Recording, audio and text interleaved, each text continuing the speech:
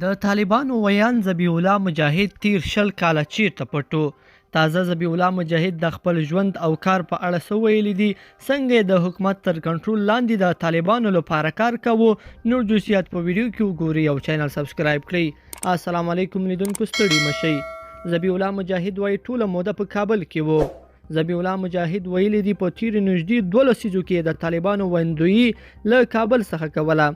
ذبیح الله مجاهد چې د لومړي ځل لپاره یې څیره د طالبانو له واک ته رسیدو وروسته خلکو ولیده، وایي په پلازمینه کابل کې د خپل دښمن تر زنې لاندې اوسېده. دی وایي امریکایي او افغان ځواکونو فکر کاوه چې مجاهد یو خیالي نوم دی او اصلا یو تن نه بلکې څو تنه دي.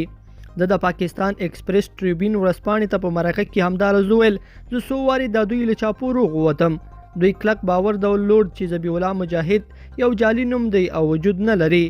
43 کلن مجاهد زیاتوي، زه په افغانستان کې آزاد ګرځېدم.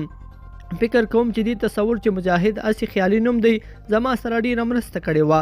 له ډېره وخته په کابل کې اوسېدم، د هېواد ګوټ ته تللم راتللم. د طالبانو د حملو لومړی لاس معلومات به مې خپله ترلاسه کول. زه د خپلو دښمنانو لپاره یوه ماما وم. مجاهد دا هم ویلي چې امریکایي پوځیانو زما په اړه د معلوماتو د ترلاسه کولو لپاره خلکو ته پیسې ورکولې. په لسګونو ځله یې د استخباراتي معلوماتو پر اساس په دې هیله چې ما به عمومي عملیات کړي، خو ما هیڅکله هڅه ونه کړه چې ووځم. حتی په دې مې هم فکر ونه کړم چې له افغانستان څخه لاړ شم. مجاهد په دې مرکه کې ویلي چې اصلا د پکتیا د ګردیز اوسیدونکي دی او زده کړې د کوړه خټک په حقاني مدرسه کې کړي دي.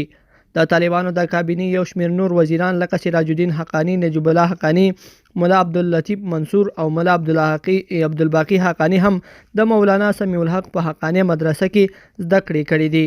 مجاهد ویلي دي چې دی وروسته له دې د طالبانو ویان شو چې تر ده مخکینی ویان ونیول شو.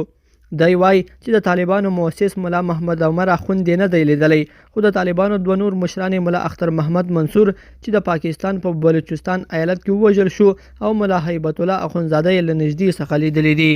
لیدونکو په دې هیله چې دا مطلب به مو تر پایه لیدلی وي. که مو دغه ویډیو خوښه شوې ویډیو لایک کړئ او چینل سبسکرایب کړئ. تر بیا ښه وخت.